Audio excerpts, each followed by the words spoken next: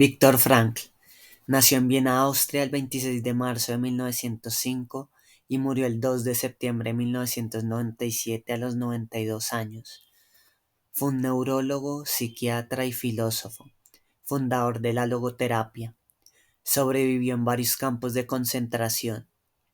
Posteriormente, escribió el libro El hombre en busca de sentido, en el cual, a partir de las experiencias vividas allí y de cimientos teóricos, construyó dicha obra que se convirtió en una de las más vendidas. A continuación, se leerá un texto donde este autor habla de la educación y la cultura y de cómo la formación académica no necesariamente forja buenas personas. Lectura. Texto. Una fábrica de monstruos educadísimos. Me escribe un muchacho, hasta las narices de la educación del palo y del miedo. Para mí, la educación que carece de lo esencial no es educación, sino un sistema de esclavos. Si la educación no sirve para ayudarnos a ser libres y personas felices, que se vaya a hacer puñetas. Con su aire de pataleta infantil, este muchacho tiene muchísima razón. Y es evidente que algo no funciona en la educación que suele darse cuando tanta gente abomina de ella. Hay en mi vida algo que difícilmente olvidaré. En 1948, siendo yo casi un chiquillo, tuve la fortuna desgracia de visitar el campo de concentración de Dachau. Entonces se hablaba de estos campos que acababan de descubrirse, recién finalizada la Guerra Mundial. Ahora todos los hemos visto en 1000 películas de cine y televisión, pero en aquellos tiempos un descubrimiento de aquella categoría podía destrozar los nervios de un muchacho. Estuve, efectivamente, varios días sin poder dormir, pero más que todos aquellos horrores me impresionó algo que por aquellos días leí, escrito por una antigua residente del campo, maestra de escuela.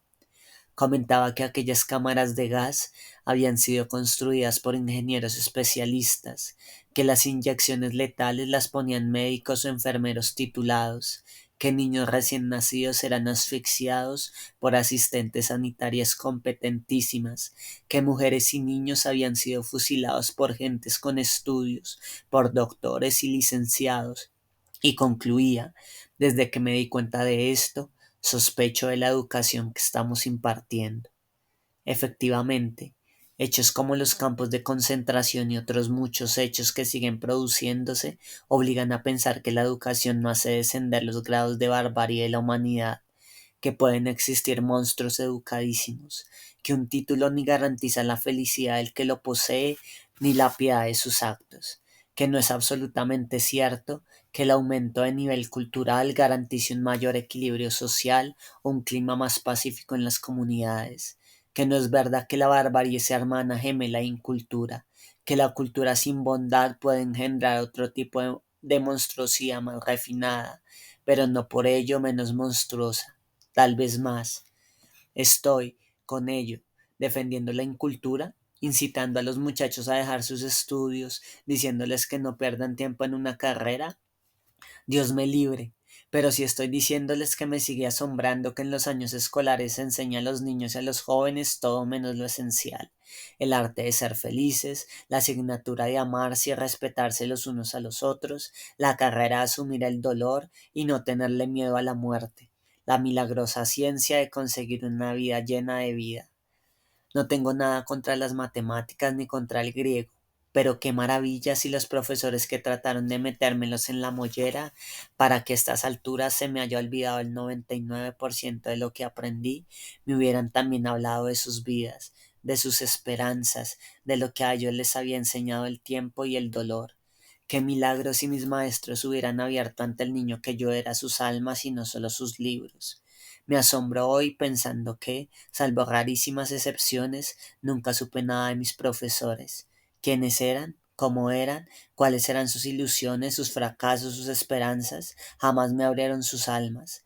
Aquello hubiera sido pérdida de tiempo. Ellos tenían que explicarme los quebrados, que seguramente les parecían infinitamente más importantes. Y así es como resulta que las cosas verdaderamente esenciales uno tiene que irlas aprendiendo extranjis como robadas. Y yo ya sé que, al final, cada uno tiene que pagar el precio de su propio amor, como decía un personaje de Diego Fabre, y que las cosas esenciales son imposibles de enseñar, porque han de aprenderse con las propias uñas, pero no hubiera sido malo que, al menos, no nos hubieran querido meter en la cabeza que lo esencial era lo que nos enseñaban.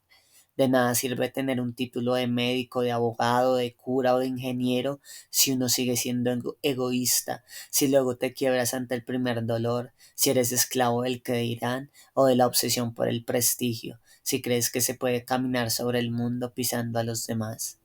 Al final siempre es lo mismo. Al mundo le ha crecido, como un flemón, el carrillo del progreso de la ciencia intelectual, y sigue subdesarrollado en su rostro moral y ético, y la clave puede estar en esa educación que olvida lo esencial y que luego se maravilla cuando los muchachos la mandan a hacer puñetas.